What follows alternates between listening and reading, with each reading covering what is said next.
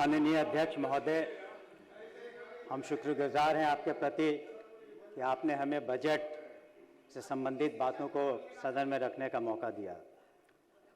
हम माननीय मुख्यमंत्री के प्रति भी अपना आभार प्रकट करते हैं कि जिन्होंने हमें दोबारा शिक्षा विभाग की जिम्मेदारी सौंपी है, और भोरे की जनता के प्रति भी अपना आभार प्रकट करते हैं जिन्होंने दोबारा अपने प्रतिनिधि के रूप में हमें इस सदन में भेजा है। मैं सभी चर्चा के दौरान अध्यक्ष महोदय, मैं सभी की बातों को गौर से सुन रहा था और मैं धन्यवाद देना चाहता हूं उन सभी माननीय सदस्यों का जिन्होंने सकारात्मक अपने विचार रखे। हम उम्मीद करते थे कि विपक्ष के हमारे साथी और कुछ सकारात्मक बातें कहेंगे, लेकिन शायद उनकी कुछ मजबूरियां हैं, आदतें हैं, अलग संख्या भी आपकी बहुत कम है।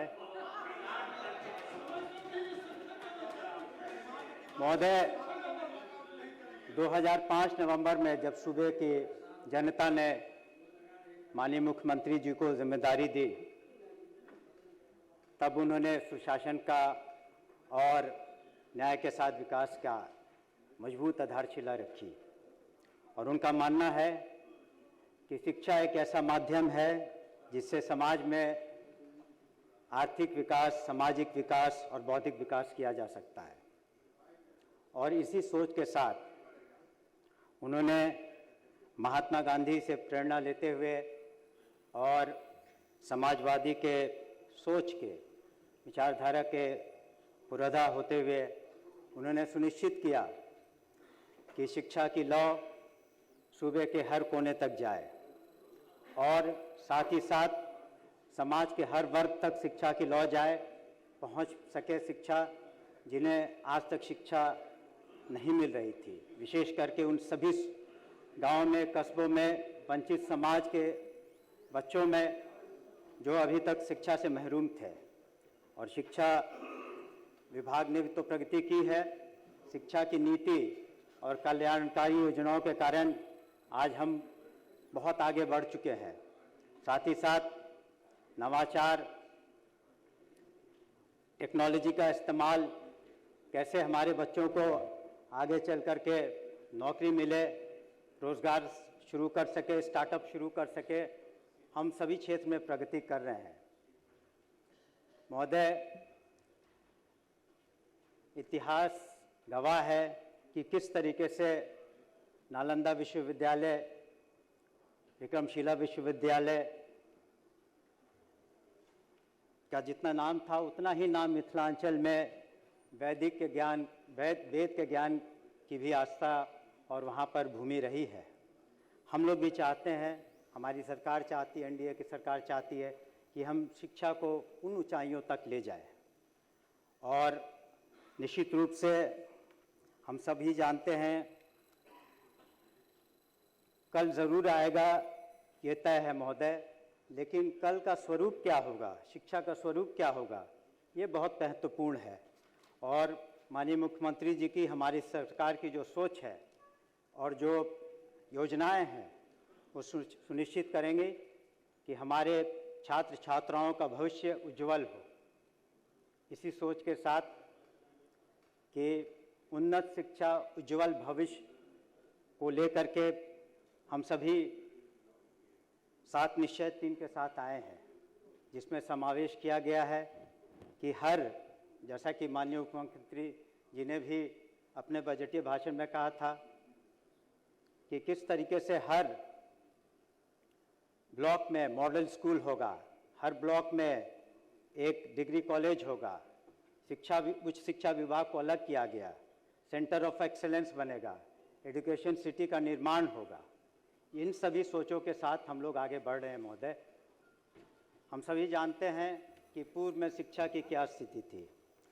हमारे सदस्यों ने बताया और बिहार की जनता भी जानती है कि किस तरीके से स्कूलों की कमी थी, शिक्षकों की कमी थी, आधारभूत संरचना की कमी थी और सबसे बड़ी कमी थी एक शैक्षणिक माहौल की। जो इकोसिस्टम था वो इस लायक नहीं था कि हमारे बच्चे बहुत अच्छे तरीके से पढ़ सकें। इसके लिए सबसे ज़रूरी था कि हमारे पास पर्याप्त धन हो, राशि हो। जहां 2005 में 4,400 करोड़ का बजट हुआ करता था, और जैसा कि आप जानते हैं कि आज अगर शिक्षा और उच्च शिक्षा को मिला दिया जाए तो हमारा बजट पूरे जो वार्षिक बजट का 20% है, जो कि राष्ट्रीय औसत करीब 14% का है। और हमें बताते हुए और ये खुशी हो रही है सदन को सूचित करते हुए कि पूरे हिंदुस्तान में सबसे ज़्यादा है ये एनुअल बजट का हिस्सा। महोदय, चूँकि स्कूलों की कमी थी, माननीय मुख्यमंत्री जी ने सुनिश्चित किया कि हर 1 किलोमीटर पर प्राइमरी स्कूल होंगे, 3 किलो पर सेकेंडरी स्कूल होंगे, और उसके बाद +2 के स्कूलों को भी हर पंचायत में ईजाद किया गया। इसके अतिरिक्त यह भी माननीय मुख्यमंत्री जी ने देखा कि बहुत से ऐसे टोले हैं, बहुत से ऐसे कस्बे हैं, छोटे गांव हैं, वंचित समाज के लोग हैं जो स्कूल नहीं जाया करते हैं। इसी वजह से टोला सेवक की, तालीमी मरकज़ की जो ईजाद किया उन्होंने, इन पदों को जिनकी संख्या 26,000 से ज़्यादा है, उनके मानदेय को दुगना किया गया। ये बहुत बड़ा कारण था जिसके कारण गांव और कस्बे से सभी जगहों से बच्चे आने लगे स्कूलों में। इसके पूरे हिंदुस्तान में दूसरा कोई मिसाल नहीं है इस तरह की व्यवस्था का, और आज भी टोला सेवक और हमारे तालीमी मरकज़ अच्छे से काम कर रहे हैं। महोदय, शिक्षकों की कमी को देखते हुए माननीय मुख्यमंत्री जी ने घोषणा की कि हम बीपीएससी के माध्यम से शिक्षकों की नियुक्ति करेंगे। अगर हम TRE 1, TRE 2, TRE 3 और जो प्रधान शिक्षक हैं, प्रधान अध्यापक हैं, इनकी संख्या जोड़ ली जाए तो 2,60,000 से ज़्यादा सीधी नियुक्तियां हुई हैं। पूरे देश में इस तरह की नियुक्ति किसी राज्य में नहीं हुई है महोदय। और 2 नवंबर का 2023 का वो ऐतिहासिक दिन सबको याद होगा जब गांधी मैदान से माननीय मुख्यमंत्री जी ने और जिलों में जो नियुक्ति पत्र बांटे गए 1,20,000 शिक्षकों का, उसका भी कोई दूसरा मिसाल आपको हिंदुस्तान में नहीं मिलेगा। मुझे इसके अतिरिक्त जो हमारे स्थानीय निकाय से शिक्षक आए थे उनको भी सहूलियत दी गई, और एक छोटे से इम्तहान के बाद आज 2.5 लाख स्थानीय निकाय से जो हमारे शिक्षक शिक्षिकाएं हैं वो भी सरकारी सेवक बन चुके हैं। इसके अतिरिक्त जो अनुकंपा आधारित हम लोगों ने 5,500 नियुक्तियां की हैं, और हम सदन को बताना चाहेंगे कि दिव्यांग बच्चों को पढ़ाने के लिए हम लोगों ने 7,000 से ज़्यादा रिक्तियों की अधियाचना बीपीएससी को भेजी है, और आने वाले समय में हम लोगों ने अपनी अधियाचना TRE 4 के माध्यम से हम लोग 45,000 से ज़्यादा शिक्षक शिक्षिकाओं की नियुक्ति करना चाहते हैं। एक बहुत ही सुनहरा अवसर है बिहार के युवा पीढ़ी के लिए। इसके अतिरिक्त महोदय, शिक्षा का स्तर और बेहतर हो सके, हम अनुश्रवण कर सके ठीक से, इसलिए 935 post assistant education development officer के भी इसकी भी अधियाचना हम लोगों ने बीपीएससी में भेजी है। अनुश्रवण ठीक से रहे इसके लिए हमारा जो पोर्टल है उस पर सारी बातें आती हैं शिक्षा कोष की, लोग भी अपनी शिकायतें दर्ज कर सकते हैं, और जो हमारी जो नीतियां हैं, स्थानांतरण हो या अन्य जो भी विसंगतियां हों, उस पर हम लोग बहुत ही सहानुभूति से विचार कर रहे हैं। हमारे माननीय सदस्य कह रहे थे कि उन्हें तनख्वाह में विलम्ब होता है। मैं दावे के साथ कह सकता हूं कि शिक्षकों के तनख्वाह देने में कोई विलम्ब नहीं होता है। उन्हें समय 5 तारीख से पहले 5,87,000 से ज़्यादा शिक्षक शिक्षिकाओं को उनको तनख्वाह मिलते हैं समय। HRMS पोर्टल है हमारा, ह्यूमन रिसोर्सेज मैनेजमेंट सिस्टम, जिसके थ्रू DBT के माध्यम से ये सारी कुछ की जाती हैं। यह देखा गया, सरकार ने, NDA सरकार ने देखा कि हमारे छात्र छात्राओं को गरीबी की वजह से समस्याएं अधिक हैं, इसलिए माननीय मुख्यमंत्री जी ने कल्याणकारी योजनाएं शुरू की, और उसमें जो छात्रवृत्ति योजना की, ये बताते हुए मैं बहुत संतोष हो रहा है कि माननीय मुख्यमंत्री जी ने कक्षा 1 से लेकर कक्षा 12 तक जो छात्रवृत्ति की राशि है उसको दुगना कर दिया है आने वाले समय में। और हम कहना चाहेंगे कि वित्तीय वर्ष 25-26 में वर्ग 1 से 12 तक कुल 7,62,917 छात्र छात्राओं को डीबीटी के माध्यम से इसका लाभ मिला है। उसी तरह से बालिका इंटरमीडिएट प्रोत्साहन योजना में भी उन्हें करीब 4,67,253 छात्राओं को फायदा हुआ है। जो पोशाक योजना शुरू की गई जिसकी चर्चा हमारे सदस्य कर रहे थे और पूरा बिहार जानता है सरकार पोशाक योजना, साइकिल योजना के बारे में। साइकिल योजना पोशाक योजना में भी क्लास 1 से 12 वर्ष 2025-26 में 1,06,72,142 छात्र छात्राओं को डीबीटी के माध्यम से राशि हस्तांतरित की गई। साइकिल योजना यूँ कहें महोदय कि एक गेम चेंजर साबित हुआ। जिस तरह के परिदृश्य ग्रामीण क्षेत्रों में देखने को मिले, शहरों में देखने को मिले कि छात्र छात्राएं साइकिल से स्कूल जाते हैं। और सदन को हम ये भी बताना चाहेंगे कि इसका जो स्टडी है, एक अध्ययन किया यूनाइटेड नेशंस के प्रोफेसर ने, और इसकी जब रिपोर्ट सबमिट की उन्होंने अपने मुख्यालय में, तो इसको दो देशों में, माले और जाम्बिया में इसी तरह की साइकिल योजना वहाँ पर बालिकाओं के लिए शुरू की गई और वहाँ भी इसके बहुत बेहतरीन नतीजे देखने को आए। हम लोगों ने सुनिश्चित किया है कि मध्याह्न भोजन ससमय बच्चों को मिले, पौष्टिक भोजन बच्चों को मिले। और विपक्ष के सदस्यों को हम बताना चाहेंगे कि ये कोई आसान काम नहीं है। जिस दिन स्कूल चलता है औसतन 1,03,00,000 बच्चों को मध्याह्न भोजन दिए जाते हैं। ये खुद में एक बहुत बड़ी चुनौती है। बोलने का मौका मिला और आपको बोलने का मौका महोदय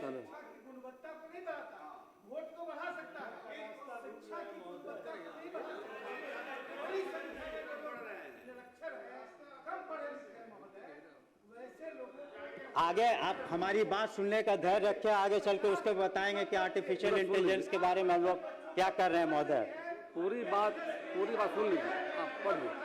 माननीय मंत्री, हम लोगों ने थर्ड पार्टी इवैल्यूएशन भी रखा है और कुछ सदस्यों की प्रश्नकाल में चिंता थी कि भोजन का स्तर अच्छा नहीं है, तो ऐसे 4 पूरी बात सुनिए ना, पूरा NGOs को भी हम लोगों ने रद्द किया है। पूरी बात सुनना चाहिए, पूरी बात सुन लीजिए। हम लोगों ने सुनिश्चित किया है कि टेक्स्ट बुक कॉर्पोरेशन से आप जाने का कष्ट करें। कृपया शांति बनाए रखें, सरकार को उसको सुनना चाहिए। पूरी बात सुन लीजिए, आप बोलिए। माननीय मंत्री, हमने शुरू में ही कहा कि आप आदत से लाचार हैं। धन्यवाद। टेक्स्ट बुक कॉर्पोरेशन से भी हम लोग ने 1,11,00,000 बच्चों को टेक्स्ट बुक दिया है और सुनिश्चित किया है कि हमारे जो 5,87,000 टीचर हैं जो कार्यरत हैं, SCRT जो नोडल एजेंसी, उसके माध्यम से कम साल में 2 बार उनकी ट्रेनिंग की जाए। और वहाँ पर नए तरीके से प्रयोग किए जा रहे हैं, जैसे प्रोजेक्ट बेस्ड लर्निंग हो रहा है, या इस तरह की सारी कार्रवाई हम लोग कर रहे हैं। हमारी सदस्या भी बोल रही थी कि किस तरीके से हम लोगों ने साफ सुथरे एग्जामिनेशन को कंडक्ट कराने का फैसला लिया और काफ़ी सुधार हुआ है एग्जामिनेशन के प्रणाली में। बिहार स्टेट जो एग्जामिनेशन बोर्ड है पूरे हिंदुस्तान में पिछले वर्ष सत्र में सबसे पहला वो बोर्ड था जिसने मैट्रिक की परीक्षा और +2 की परीक्षा का रिजल्ट दिया और उसमें एक भी शिकायत नहीं आई। ये हमारी उपलब्धि है महोदय। और उन्हें जैसा कि बताया गया कि prime ministers award for excellence in public administration भी मिला। इस साल भी 13 लाख से ज़्यादा हमारे विद्यार्थी दे रहे हैं इंटरमीडिएट की परीक्षा। आधारभूत संरचना को मजबूत करना बहुत ज़रूरी है। 78,000 हमारे स्कूल हो चुके हैं, कॉलेज हैं, यूनिवर्सिटीज़ हैं। Bihar state education development corporation से हम लोग सुनिश्चित कर रहे हैं कि चारदीवारी आने वाले समय में, गर्मी का समय होगा, सबमर्सिबल पंप, चारदीवारी, बेंच, डेस्क इत्यादि जो भी ज़रूरतें हैं उसको हम लोग शीघ्र पूर्ति करेंगे। उसकी भी लिस्ट हम लोगों ने बना ली है प्रायोरिटी पर, और उस पर भी कार्रवाई करेंगे। हम केंद्र सरकार को और माननीय प्रधानमंत्री जी को भी धन्यवाद देना चाहेंगे इस सदन के माध्यम से, क्योंकि पीएम श्री जो स्कूल्स बने हैं, बहुत सारे आईसीटी लैब्स बने हैं, जो तकनीकी फ़ायदे हम लोगों को हो रहे हैं कई स्कूलों में, खास करके जो गांधी स्मारक जो स्कूल्स हैं जहां कन्याएं पढ़ती हैं, उसमें भी उनका सहयोग केंद्र सरकार रहा है। हमारे पास, जैसा कि हमने कहा, चुनौतियां बहुत हैं, स्कूल बहुत हैं, 76,000 से ज़्यादा स्कूल हैं, 5,87,000 से ज़्यादा हमारे टीचर हो गए हैं। इसके अतिरिक्त अब हम हर जगह मॉडल स्कूल और कॉलेज बनाने जा रहे हैं, लेकिन इसके बावजूद भी हम लोगों ने जितनी मेहनत की, एनडीए की सरकार ने, विभाग के पदाधिकारियों ने, कर्मियों ने, और जनता का सहयोग मिला, इसके बहुत अच्छे परिणाम भी हैं। वो हमारे दोस्त चले गए विपक्ष के, जो पूर्व में उनके समय स्कूल के बाहर रहने वाले छात्र छात्राओं का प्रतिशत 12 था। आज 1% से कम छात्र छात्राएं स्कूल से बाहर हैं। उसमें भी आगे ऊंचे स्कूलों में भी हम लोग कोशिश करेंगे। उसी तरीके से चूंकि शिक्षकों की संख्या बढ़ गई है, जो पूर्व में छात्र और शिक्षक का अनुपात था 65 और 1 का, आज 29 और 1 का, 29 छात्र पर, उसमें भी बहुत फ़ायदा हुआ है। और इस पर विशेष ध्यान देने की ज़रूरत है कि साक्षरता दर महिलाओं का 2001 में करीब 34% था, और 2023 के आंकड़े बताते हैं कि ये 74% बढ़ गया, और इसका असर इस साक्षरता का प्रजनन दर पर भी पड़ा है, और ये एक बहुत बड़ी उपलब्धि अच्छी शिक्षा के कारण हुई है। महोदय, इस व्यवस्था के अतिरिक्त भी हम लोगों की और स्कूली व्यवस्थाएं हैं, जैसे हमारे सैनिक स्कूल हैं, सैनिक स्कूल नालंदा, सैनिक स्कूल गोपालगंज, वहाँ भी हम लोगों ने डाइट को बढ़ाया, उनके ऑफिस एक्सपेंस को बढ़ाया है, और वहाँ के बच्चे बच्चियाँ भी बहुत अच्छा कर रहे हैं, एनडीए वगैरह में जा रहे हैं। केंद्रीय विद्यालयों की संख्या कुछ उसमें निर्माणाधीन है, अब 72 हो गए, उसमें भी बहुत इजाफा हुआ है। किलकारी जैसी संस्थाएं भी शिक्षा विभाग देख रहा है, जहां प्रतिभाओं को आर्ट्स में, फाइन आर्ट्स में, डांस में, म्यूज़िक में उन्हें काम करने का अवसर मिल रहा है। उसका भी हम सर्टिफिकेशन जल्द से जल्द करेंगे। उसी तरीके से हम लोगों ने कई NGOs के साथ, कुछ कॉर्पोरेट सेक्टर के साथ भी जो समझौते किए हैं, MOUs किए हैं, जिसे मेमोरेंडम ऑफ अंडरस्टैंडिंग कहते हैं, उसकी वजह से निश्चित रूप से उनके करियर प्रोग्रेशन में भी काफ़ी सहायता मिलेगी। महोदय, उच्च शिक्षा के बारे में एक तो विभाग अलग किया गया, वहाँ भी नई नियुक्तियाँ होंगी ताकि विभाग अच्छे से चल सके। अब जाकर के हमारे पास, पहले यूनिवर्सिटीज़ की संख्या कम थी राजकीय विश्वविद्यालय की, अब 15 हो गए महोदय, और निजी विश्वविद्यालय जो पहले 0 थे अब 8 हो गए हैं महोदय।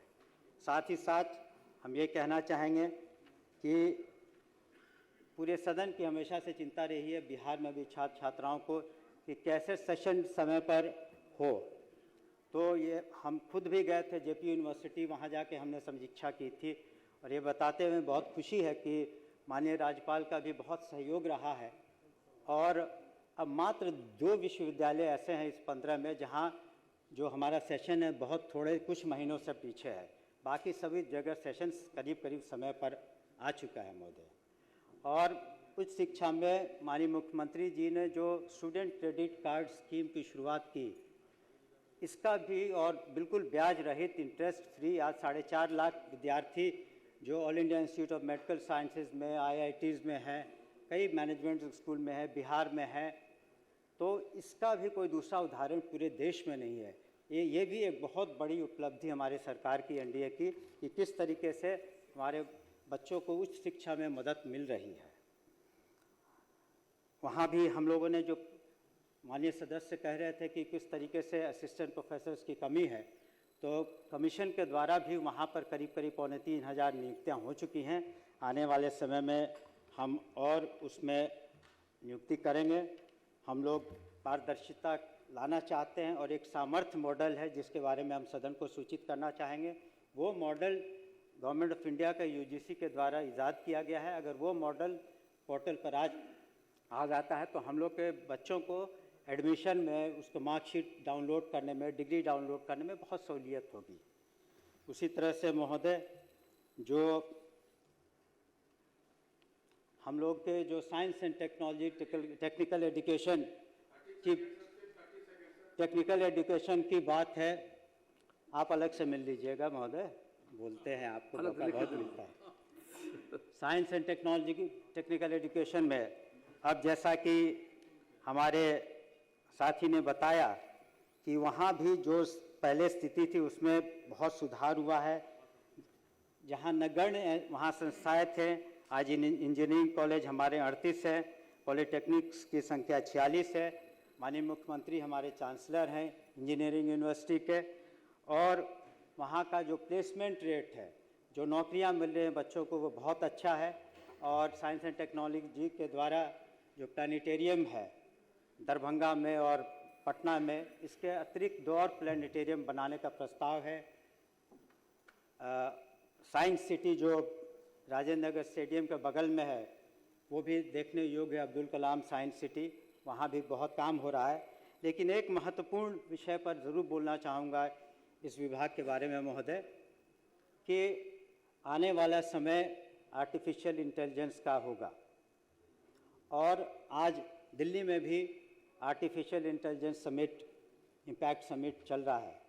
हम लोगों ने जनवरी के माह में ही नैस्कॉम के साथ एक मेमोरेंडम ऑफ अंडरस्टैंडिंग की है, जिसके तहत आर्टिफिशियल बेस्ड जो सब्जेक्ट्स है वो इंजीनियरिंग कॉलेजेस में पढ़ाए जाएंगे, जो निःशुल्क होंगे। इससे हमारे जो बच्चे हैं वो स्किल्ड होंगे और आगे चल कर के उन्हें प्लेसमेंट में बहुत सहायता मिलेगी। ये बहुत ही ज़रूरी था कि हम आर्टिफिशियल इंटेलिजेंस से, मेरी बात सुन लें, यहाँ तक माननीय सदस्य को बताना चाहेंगे, माननीय सदस्य को ये भी बतलाना चाहिए अपने वक्तव्य में, माननीय सदस्य को ये नहीं भूलना चाहिए कि मदरसों का टेक ओवर किसने किया, मदरसों के शिक्षकों को किसने सरकारी सेवक बनाया, मदरसों के शिक्षकों को कौन हर माह तनख्वाह देता है? नीतीश कुमार उनकी सरकार देती है। इसको भी आप, इसका भी मेंशन करिए। बैठिए आप लोग, माननीय सदस्य बैठिए, ईमान जी बैठिए, अब बोलते रहिए महोदय, भाषण जारी रखिए अपना। महोदय, कई बार कई सदस्यों ने शिक्षा विभाग के कमियों के बारे में भी अपने बातें रखी है। वहाँ भी भ्रष्टाचार के प्रति हम लोग जीरो टॉलरेंस की नीति अपनाए हुए हैं। हम लोगों ने जब ज़रूरत पड़ी है तो विजिलेंस का सहारा लिया है, सस्पेंड हुए हैं लोग, बर्खास्त हुए हैं। तो मैं सदन को आश्वस्त करना चाहूँगा और कहना भी चाहूँगा कि ज़ीरो टॉलरेंस की हमारी पॉलिसी है। भ्रष्टाचार के प्रति या कोई भी सदस्य ऐसी कोई बात हमारे संज्ञान में लाते हैं तो निश्चित रूप से उस पर हम लोग कार्रवाई करेंगे। साथ ही साथ कई अवसरों पर जो हमारे मेधावी छात्र छात्राएं हैं, उनको शिक्षक दिवस के दिन, बिहार दिवस के दिन, सबको हम लोग पुरस्कार से नवाजते हैं ताकि वो लोग आगे बढ़ सकें। अब तो हम तो सभी सदस्यों से आग्रह भी करेंगे कि हमारा बिहार दिवस 22 मार्च से शुरू होने वाला है, उसमें आप सभी आमंत्रित हैं, उसमें आप ज़रूर आइएगा। काफ़ी अच्छे तरीके से हम लोग उसे मना रहे हैं, काफ़ी मेहनत की जा रही है शिक्षा विभाग के द्वारा। माननीय अध्यक्ष महोदय, we are dreaming big and we are realising our dreams, we are attaining our goals, और हमारे कदम मजबूत हैं। एनडीए सरकार माननीय नीतीश कुमार के नेतृत्व में मजबूती के साथ आगे बढ़ रही है, बिल्कुल ईमानदारी के साथ।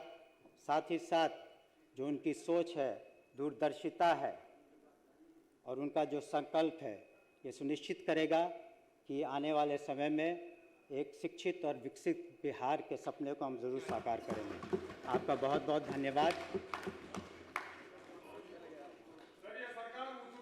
माननीय सदस्यगण, अब सरकार का उत्तर समाप्त हुआ। अब माननीय सदस्य, विपक्ष के सदस्य से कटौती प्रस्ताव वापस लेने का हम अनुरोध करते हैं और साथ ही मैं सदन से अनुरोध करता हूं कि वित्तीय वर्ष 2026-27 हेतु मांग संख्या 21 में प्रस्तावित 602 अरब 4 करोड़ 60 लाख 95,000 रुपये के उपबंध को स्वीकृत करने की कृपा करें। जय हिंद, जय बिहार।